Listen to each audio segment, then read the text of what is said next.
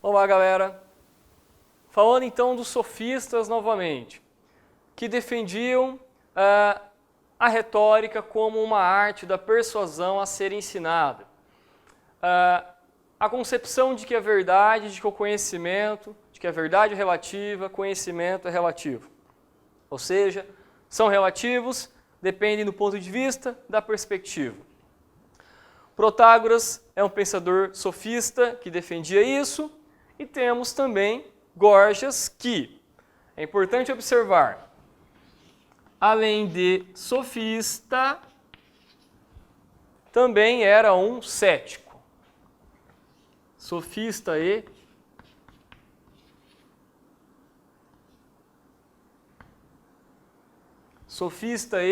cético, ok? Frase fundamental de Gorgias: nada existe. A frase é estranha, já vou avisando. Se existe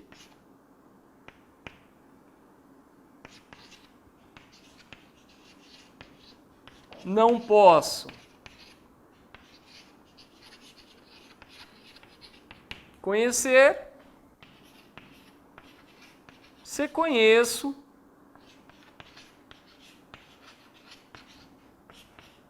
não posso exprimir.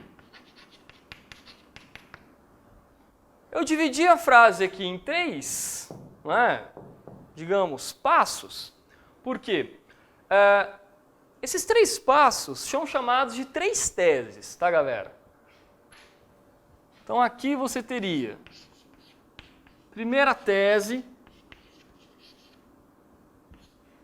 aqui a segunda tese,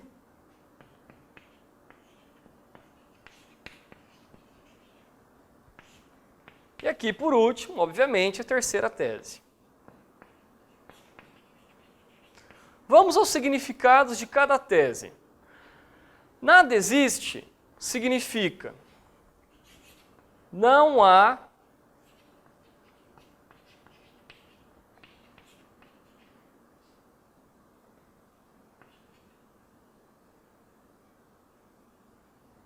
verdade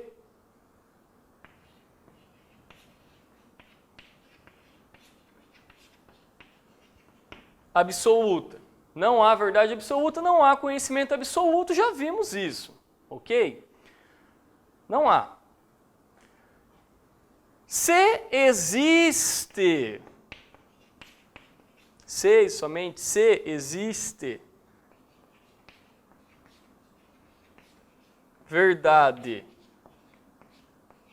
absoluta, se existe verdade absoluta,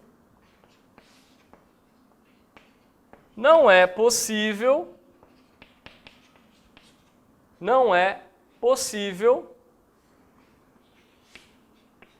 obter o conhecimento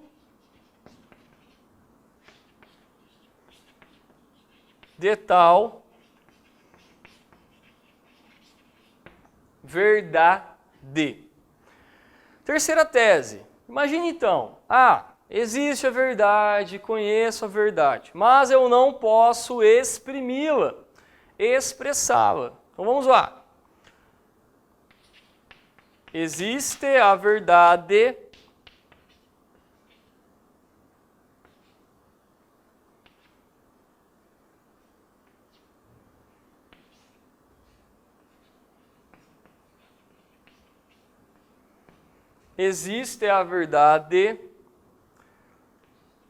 eu a conheço,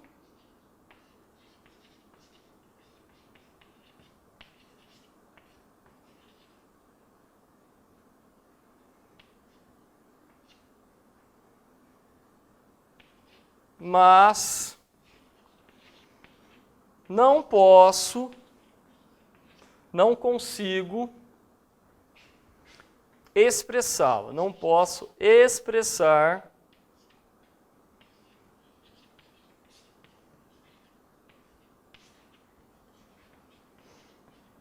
tal verdade. Como assim? É o que eu falei. Gorgias também é um cético. O que é uma posição cética? É uma posição daquele que coloca em dúvida a possibilidade de alcançar a verdade absoluta. Por que as três teses? Porque as três teses justamente refletem sobre apresentar a ideia de que, caso então, por fim, exista a verdade absoluta e eu conheça essa verdade absoluta, eu não consigo expressá-la. Ou seja, eu não consigo submeter esta verdade absoluta a uma linguagem discursiva. Quer dizer, há então aqui em Gorgias, além de um pensamento sofístico, não é, retórico, há também um pensamento cético. Em síntese, o que você precisa entender de fundamental em relação aos sofistas? A defesa de que o conhecimento é relativo, não há conhecimento absoluto. E os sofistas vendiam, comercializavam o conhecimento por meio da arte da retórica. Quem podia pagar? Aquele que era compreendido pelo conceito de cidadania. Entre os sofistas e Sócrates, há uma série de diferenças, já que Sócrates não cobrava pelos ensinamentos e viabilizava acesso de conhecimento a todas as pessoas.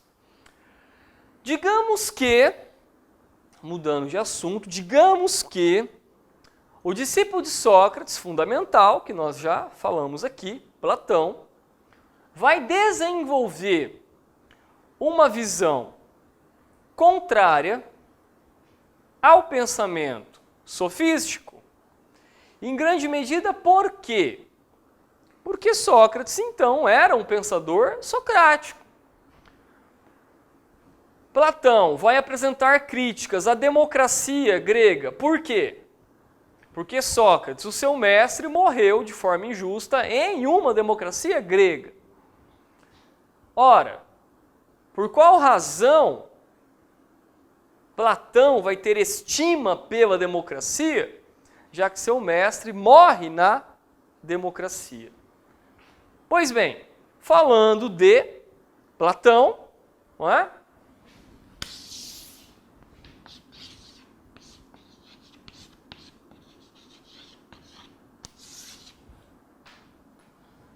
Falando de Platão, já disse aqui que ele escreveu através de diálogos, não convém colocar isso no quadro agora, todos os seus textos, mais de 20 diálogos, não é? Cerca de 25, 26 diálogos, não é? Que Platão escreveu. Qual é o principal? Configura uma obra fundamental, principal ou um dos principais, né? Uma das obras principais. É a obra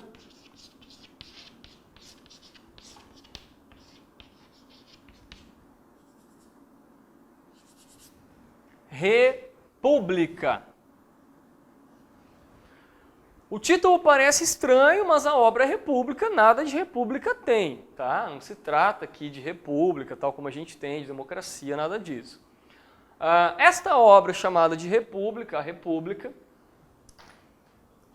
na tradução para a língua portuguesa, segundo a coleção de Os Pensadores, apresenta-se da seguinte forma. A divisão se dá entre 10 capítulos, que foram traduzidos como sendo livros. Então a República vai do livro 1, Vamos lá, capítulo 1, beleza? Mesma coisa aqui no nosso contexto. Ao capítulo 10.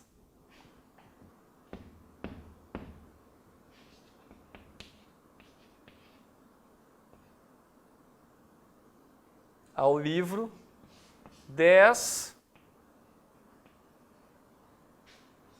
capítulo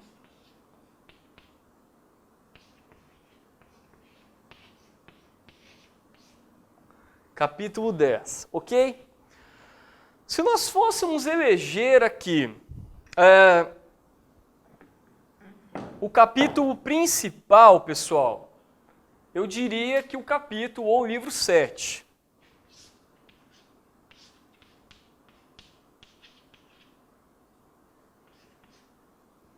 Livro 7.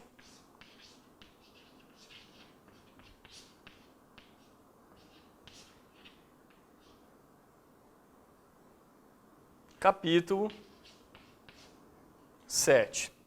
Por que livro 7, capítulo 7? Porque justamente é esse que fala do famoso mito da caverna ou alegoria da caverna. Mito da caverna.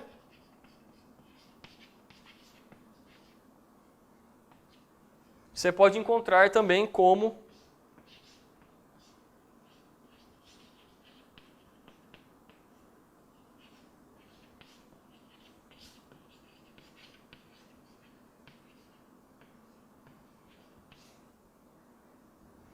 alegoria da caverna. Ok? O mito da caverna, digamos que é aquilo que fez com que principalmente Platão ficasse conhecido. Não é? Escreveu vários outros diálogos, mas quando se fala em Platão hoje, em qualquer livro didático de filosofia, seja um livro bom ou um livro ruim, tem que falar do mito da caverna de Platão. Ok? O mito da caverna de Platão, na totalidade da obra, a obra tem cerca de 300 páginas, tamanho de letra 8, 10, ok? O mito da caverna não tem mais que 30, 35 páginas. É curto. Como assim curto? É curto pelo fato de Platão praticamente ter se imortalizado por conta disso, ok?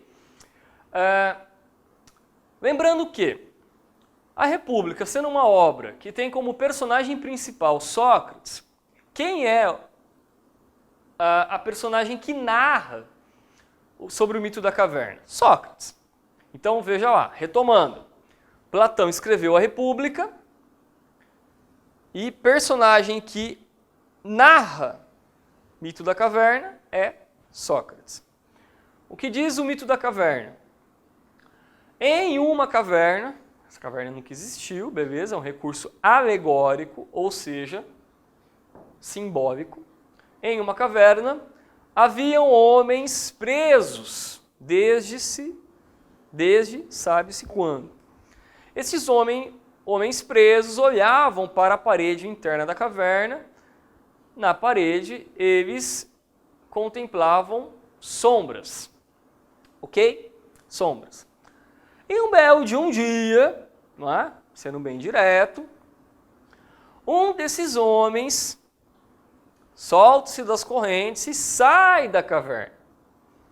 Quando ele sai da caverna, ele se depara com uma intensidade de luz, e o que acontece com você, se você está lá no escurinho, aconchegante, quietinho, e de repente vê a luz, há um ofuscamento da visão. Então a visão deste homem é totalmente ofuscada. Imagine a dor nos olhos, ele não consegue enxergar direito, tal. Até que ele gradativamente acostuma-se à intensidade de luz e vê um mundo completamente diferente. Ou seja, um mundo em relação ao qual ele não possuía qualquer tipo de conhecimento. Ele não tinha visto aquele mundo ainda, né? Vê um mundo totalmente diferente. Vê pássaros, vê pessoas caminhando, vê um rio, vê animais, vê homens segurando estátuas.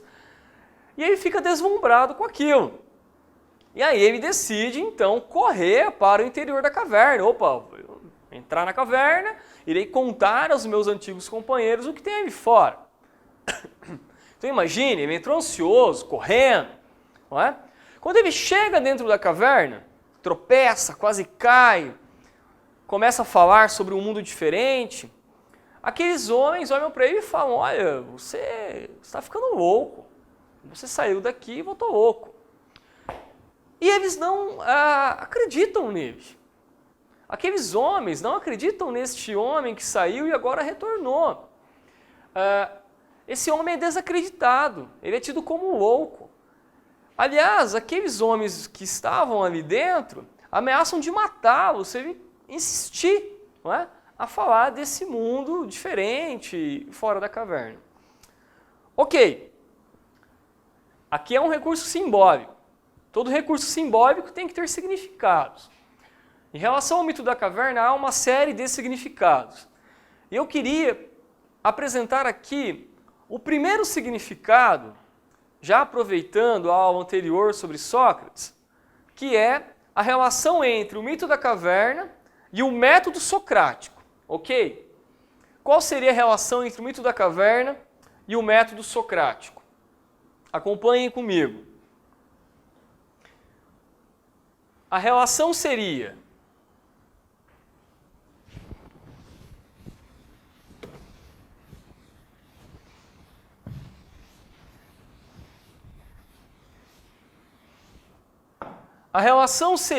que o interior da caverna, então vamos lá, novamente aqui, mito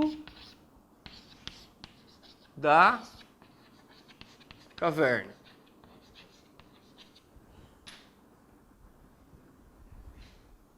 Mito da caverna.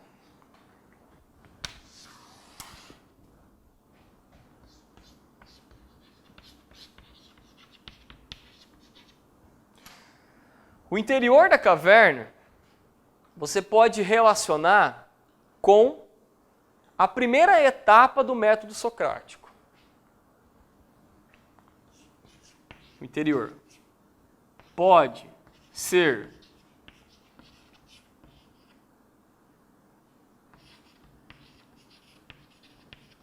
relacionado com a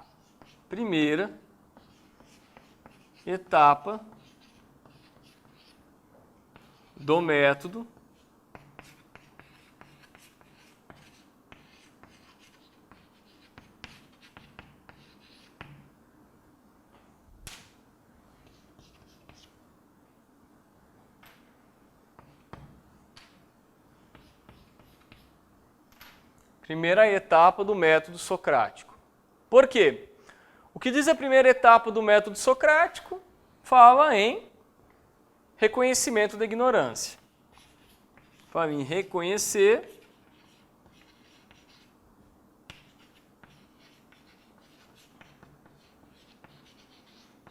a condição de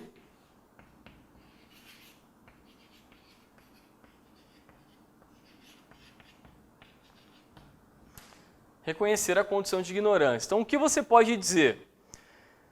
Que os homens que estavam presos no interior da caverna estavam presos à condição de ignorância.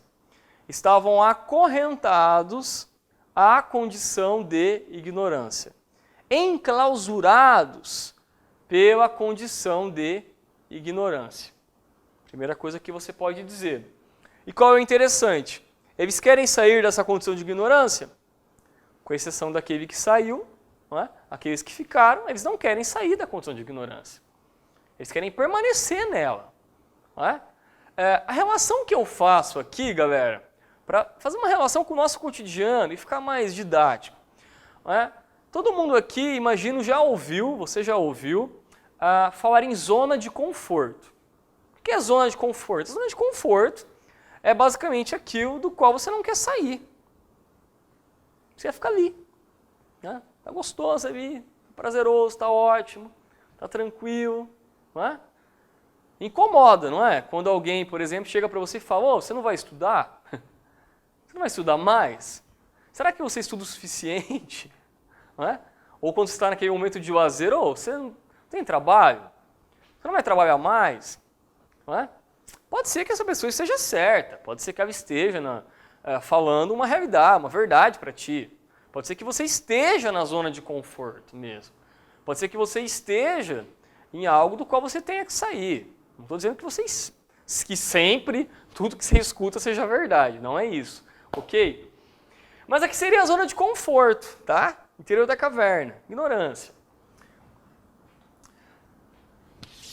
O homem que saiu da caverna, o homem que sai da caverna, que alcança o exterior,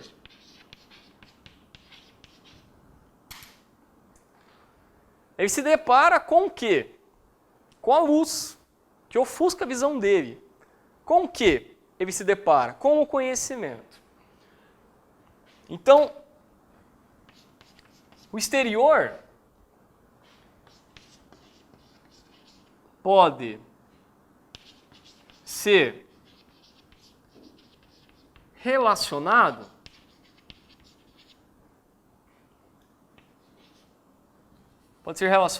com a segunda etapa do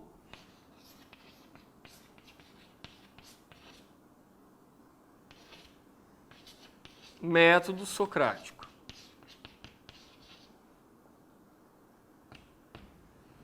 A segunda etapa do método socrático, que tem a ver com conhecimento. Né? Vou colocar só conhecimento aqui, certo? Então o homem sai da ignorância, alcança o conhecimento. Não vou fazer outra flechinha aqui, mas ele retorna ao interior da caverna para quê? Qual é o intuito? Tirar aqueles antigos companheiros da condição de ignorância para que eles também contemplem o conhecimento. Essa é a ideia. Então, as sombras, a escuridão, não é? O fato de homens estarem presos dentro da caverna simbolizam ignorância. A luz, a ideia de uma liberdade fora da caverna, etc., não é? Simboliza o conhecimento. E você pode até dizer, entre aspas, não é? Que o conhecimento ofusca a ignorância. Como assim ofusca? Pensa comigo. A partir do momento que você obtém um conhecimento, não dá mais para você voltar atrás. Ah, não, eu não quero mais saber isso que eu sei. Não é? Agora que você sabe, sabe. Aliás, há coisas que a gente não faz e obtém um conhecimento e passa a vida sem utilizar aquilo, digamos, acha que esqueceu, e quando vai fazer, não é que você lembre e sabe exatamente fazer, mas existe ali uma consciência, não é, que te mostra que aquele conhecimento ainda existe ali, não é, mesmo que latente em você, em estado de latência, ele ainda está em você à espera de ser potencializado por você mediante uma nova vivência, não é? Então aqui é um aspecto fundamental do mito da caverna.